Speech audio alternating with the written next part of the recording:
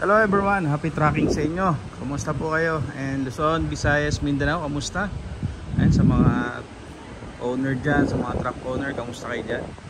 At, it's Tuesday, and Tuesday 11:10 AM and dito sa Subic Bay Freeport Zone.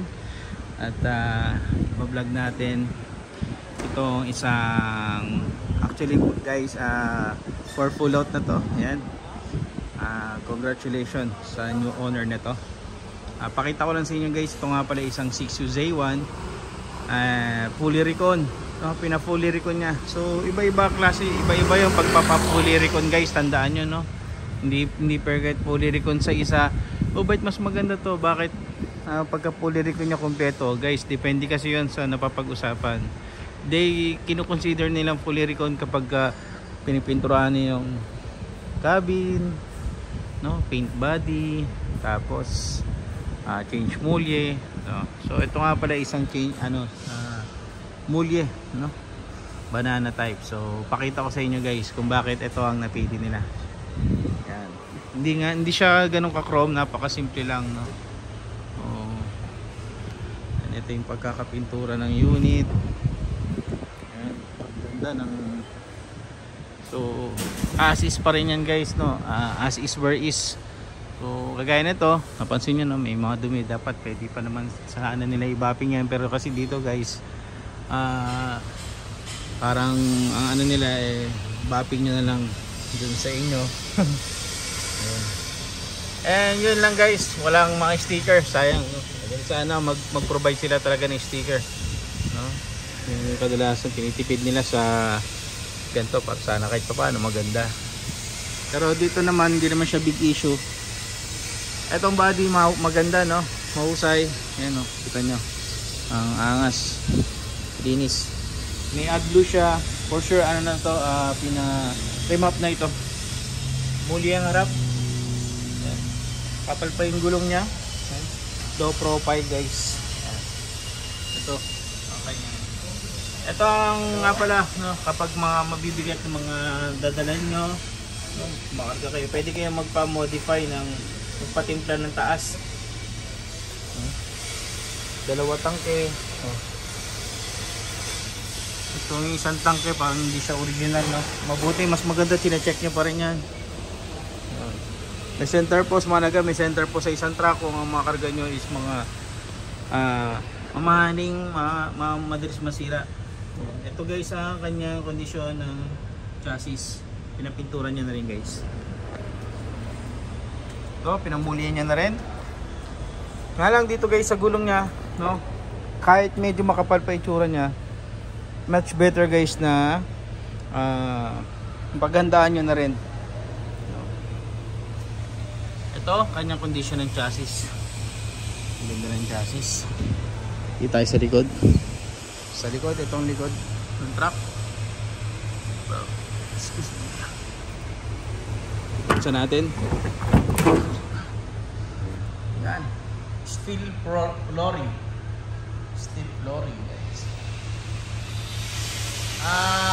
Ano lang, hindi lang na ayos yun. Sana napaayos nila yun, no?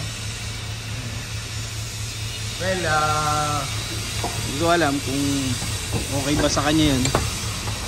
Pero tingnan natin, no? Magagawa ng paraan pa.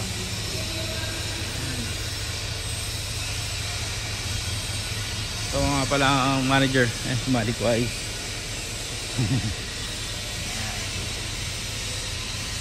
So dati siyang airbag. Tapos guys, tingnan natin yung loob, syempre. So, pasilip ko sa inyo yung loob. Yan, naka-upholstery. Okay din yung combination ng pink saka orange, no? Yan, ito yung stepboard nya. Katin natin.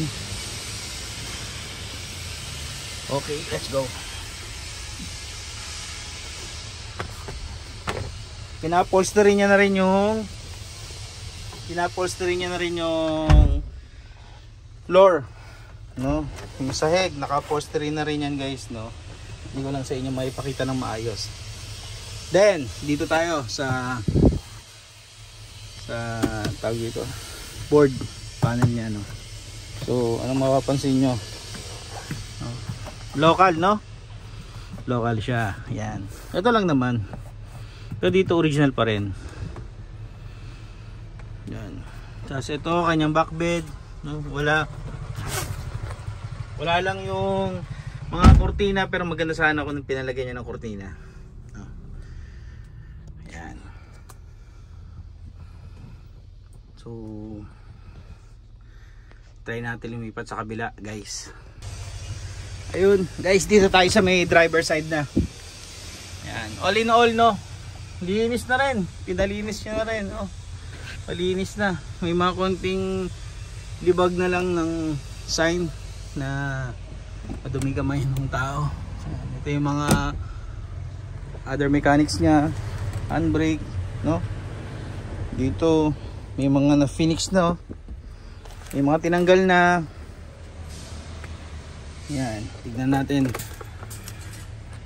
So ito naman, guys, ang kanyang odometer. 430,402. Ayan. So check natin. Oh. Ayan. So meron siyang 7-speed manual transmission.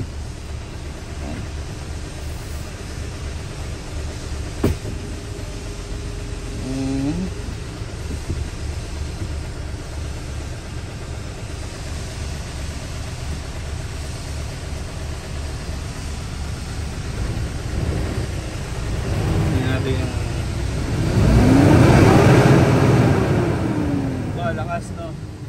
Lakas, malakas, maganda, maganda.